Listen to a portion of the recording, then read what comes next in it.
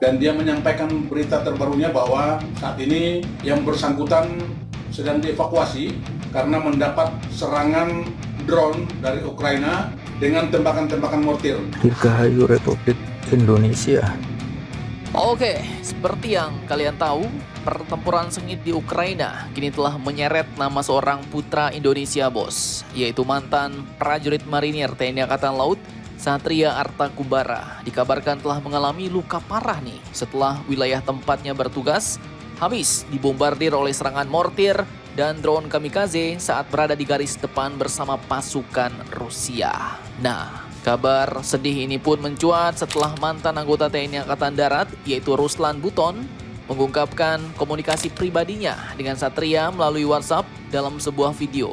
Beliau katakan bahwa saat ini dia sedang dievakuasi setelah terkena serangan bertubi-tubi dari drone dan tembakan mortir, ujar Ruslan pada Jumat 22 Agustus 2025 kemarin, bos. Menurut Bapak Ruslan, kondisi Satria sangat kritis, terutama di bagian kepala. Kemudian proses evakuasinya pun tak mudah, bos, lantaran posisi Satria terjepit di tengah kepungan pasukan Ukraina.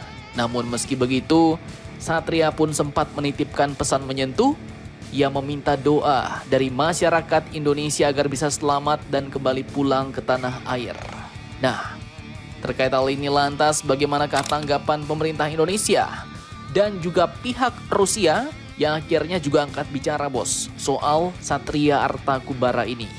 Oke, yang pertama dari pihak Indonesia, karena kasus Satria Kumbara ini pun sontak memicu perhatian publik, pemerintah Indonesia pun akhirnya menegaskan bahwa tidak ada proses pencabutan kewarganegaraan secara aktif katanya. Namun, jika terbukti bergabung dengan militer asing, maka status WNI otomatis gugur sesuai dengan Undang-Undang Kewarganegaraan. Hal ini pun dijelaskan langsung oleh Menteri Hukum dan HAM, Bapak Supratman Andi Aktas pada Rabu 23 Juli 2025 lalu. Nah, jadi ya, sebenarnya pencabutan kewarganegaraan itu tidak ada, bos.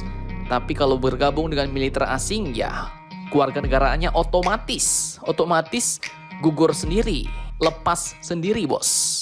Namun meski demikian, pintu masih terbuka jika Satria ingin kembali menjadi WNI, bos. Ia bisa mengajukan permohonan kewarganegaraan melalui Presiden sesuai ketentuan Undang-Undang Nomor 12 Tahun 2006. Itu bagian dari proses naturalisasi murni, ujar Supratman. Kemudian, dari pihak Rusia pun angkat bicara, bos. Singkatnya, Rusia katakan bahwa itu kontrak resmi, tapi resiko tanggung sendiri. Nah, itu singkatnya. Jadi ya, isu keterlibatan Satria juga mendapat sorotan dari pihak Rusia nih, bos. Duta Besar Rusia untuk Indonesia yaitu Mr. Sergei Tolchnov membenarkan bahwa orang asing memang diperbolehkan bergabung dengan militer Rusia melalui jalur kontrak resmi. Bagi warga negara asing yang sudah berada di wilayah Rusia dan ingin bergabung dengan angkatan bersenjata Rusia, ini memungkinkan, ujar beliau. Mereka bisa menandatangani kontrak, ungkap Tolchnov dalam konferensi persnya di Jakarta pada Rabu 20 Agustus kemarin. Bahkan ia menambahkan, langkah itu legal di Rusia.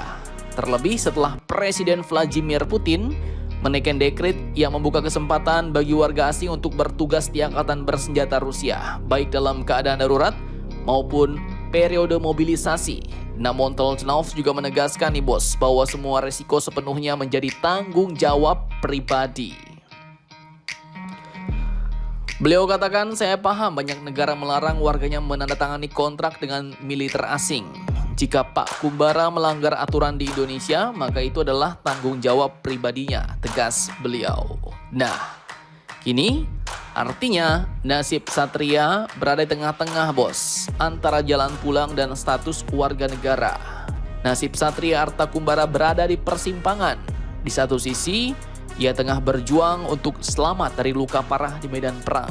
Dan di sisi lain, status kewarganegaraannya terancam gugur akibat pilihannya bergabung dengan militer asing. Pesannya yang sederhana, mohon doa dari rakyat Indonesia agar bisa selamat dan pulang, menjadi refleksi pahit nih atas jalan hidup yang dipilihnya sendiri. Pertanyaannya kini, apakah pemerintah Indonesia bakal turun tangan memfasilitasi pulangannya, ataukah Satria harus menempuh jalur hukum untuk kembali menjadi WNI? Nah, tapi mari kawan-kawan, kita doakan saja setidaknya ia dapat selamat dan bertahan di medan perang Rusia Ukraina. Amin. Karena beliau saat ini dalam bahaya, bos. Jadi bagaimana menurut kalian tentang hal ini? Jangan lupa komentar, tetaplah kalian barbar dan jangan santuy terus. Demi Indonesia tangguh, salam Indomax, Indo, make sense. Dirgahayu Republik Indonesia. Mudah-mudahan rakyat semakin sejahtera, tercipta lapangan kerja yang banyak untuk kesejahteraan rakyat.